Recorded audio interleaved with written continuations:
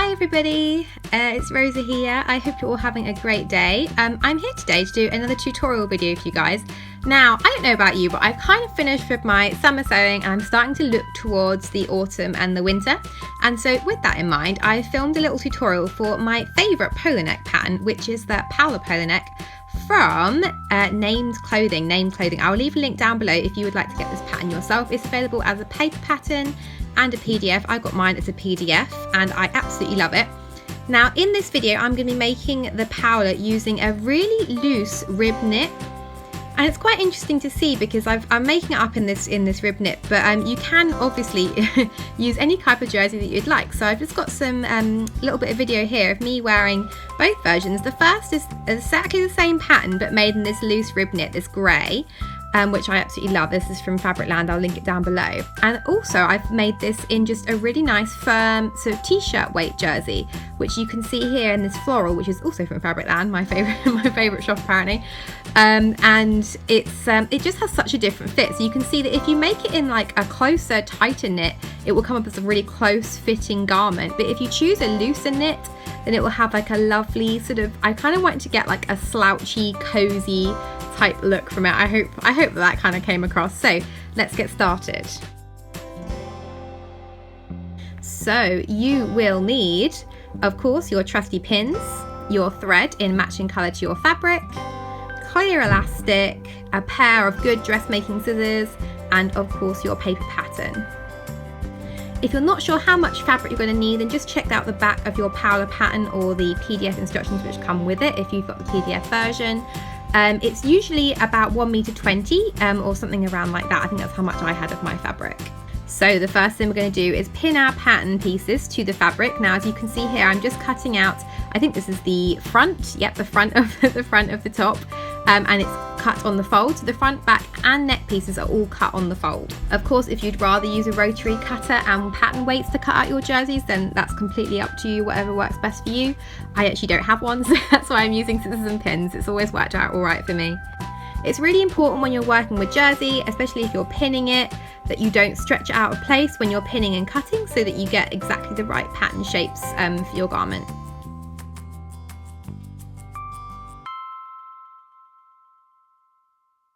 Now when you're cutting out the sleeve, I think it's really important to mark out the front and the back, and if you look, there's a single notch for the front of the sleeve and a double notch for the back, and there's also a notch to mark the shoulder seam, so you can pin that and match it up so you get a really lovely fit on your sleeve head.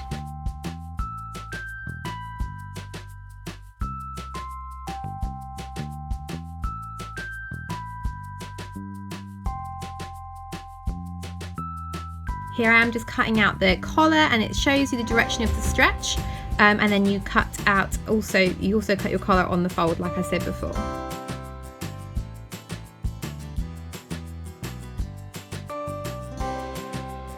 Now we're all cut out, ready to start sewing.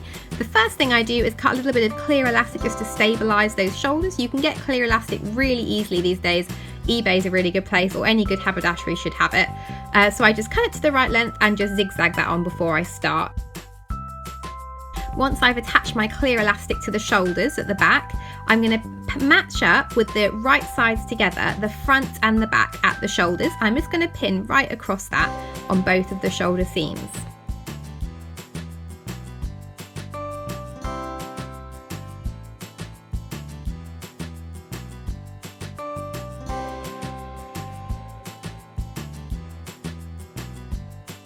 Now I'm just going to take this over to my sewing machine, select my trusty stretch stitch. You can use obviously whichever stretch stitch you like best. And then I'm going to sew across both of those shoulder seams. I go really slowly, just to let you guys know. I'm a really like super slow sewer, so I've kind of sped up this clip now because you might get a little bit bored of watching.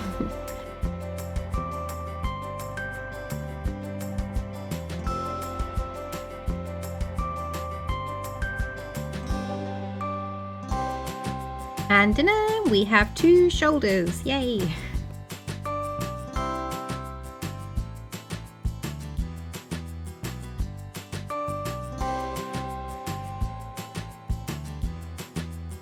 Next we're going to grab our collar piece and we're going to fold it across with the stretch running across the neck. Now this is really important because otherwise it won't fit over your head, because of course it's quite like a close fitting pearl neck collar.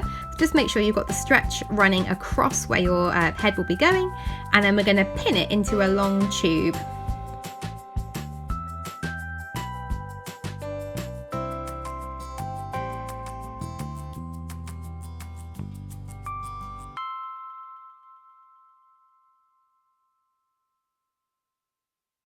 Once you've pinned your collar into a lovely long tube, again with the stretch running across, we're going to just head over to the machine, again using that stretch stitch, and sew all along there, taking the pins out as you go so you don't damage your machine. Now's the really fun bit, because the pearl neck starts to actually look like a pearl neck collar. So you're going to take your tube and fold it in half so that the wrong sides are touching one another. That's to say that it looks exactly how it's going to look when you're wearing it. So the seam is hidden on the inside as you folded it in half widthways. And it's a bit hard to explain, but I think if you just watch this little clip here, you'll see. And then once I've done that, I match up the seams and I pin all around the bottom of the collar. And then you can see that you have a little collar at the end of it.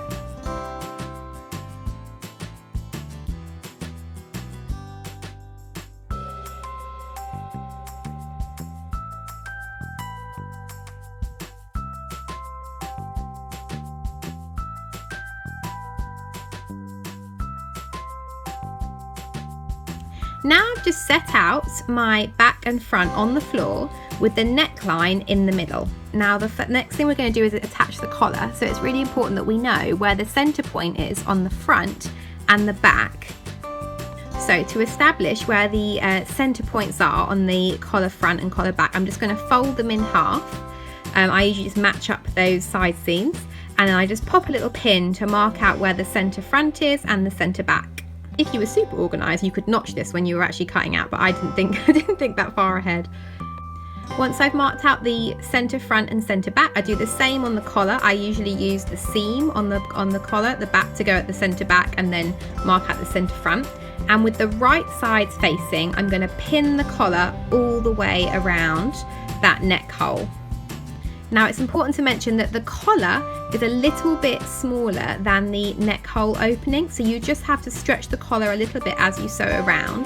Now if you want, you can also mark out the neckline into quarters, so I just do mine into half because I find that this collar actually fits really quite easily and it's not stretched too much. But if you're finding it a bit tricky, then mark out more points, so you can, instead, you've already got it in half, you could half those halves and have 4 anchor points, and then you'd know that it was really eased in really neatly.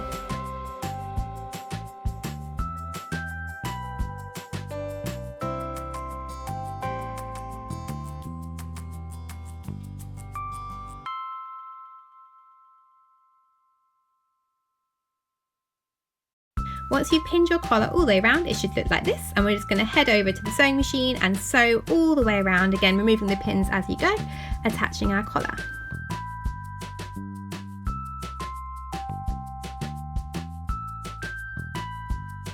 Now that we've got our collar all set in, I've just set out everything on the floor with the right sides facing up, and it's time to set in our sleeves. So here you can see I'm just showing you where the sleeve is going to go, and then I'm just going to flip it over so that the right sides are touching one another, right sides facing. And I always start pinning the sleeve in from the centre, so I match up that little top notch first with the shoulder seam, and after that I make sure I've matched up all my other notches, and I pin the sleeve all the way around.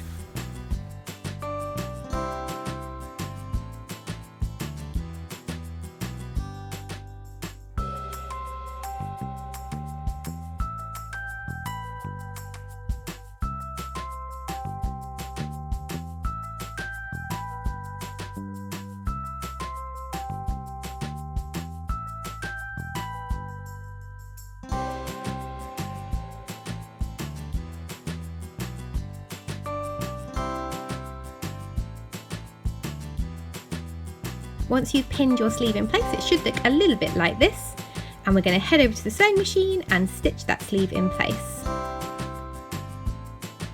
Of course, we're going to repeat that on that whole process on both sides, so you've got 2 sleeves inserted.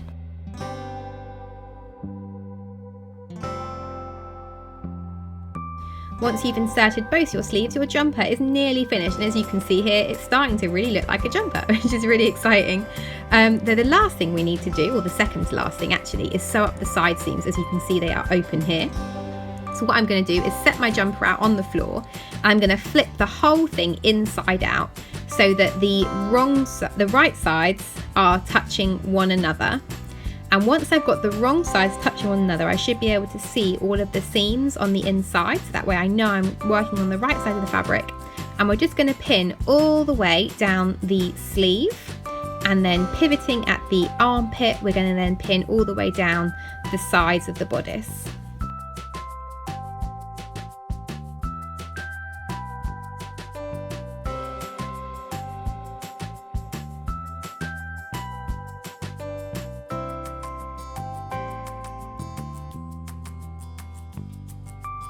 Once you've got all of that pinned in place, we're going to take it right to our sewing machine, and again, removing the pins as we go, we're going to just sew all the way down that side seam and the side of the arm seam as well.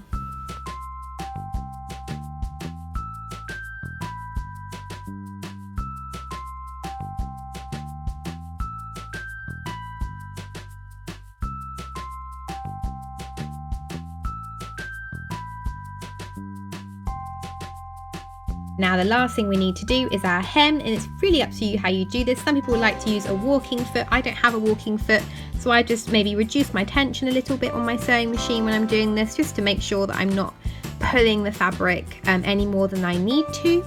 And I just turn it under about 1.5 centimeters, and usually switching to a zigzag stitch will just sew that hem all the way around. I then repeat the process and hem the cuffs, and our Paola jumper is finished. I do hope this tutorial made this jumper as clear as it is, because honestly I love this pattern. It is super duper clear, super duper easy, and I really like how it's kind of come out really slouchy and cozy looking. I just thought this is going to be the best jumper to have in the autumn and winter. I'm going to feel really cozy, and equally if you choose to use a sort of more firm knit like this floral one here, I think this is just a really great versatile piece which I love wearing, and I'm really excited sort of for autumn and winter to come so I can start wearing it. So that's everything for today, guys. I really hope you enjoyed this tutorial and it was helpful. If you do have any questions, as usual, please leave them down below and I will try my very, very best to get back to you. Let me know, and maybe tag me on Instagram if you make a Paola and if you found this video helpful, because I would love, love, love to see. And I will see you again next time. Thanks so much for watching. Bye.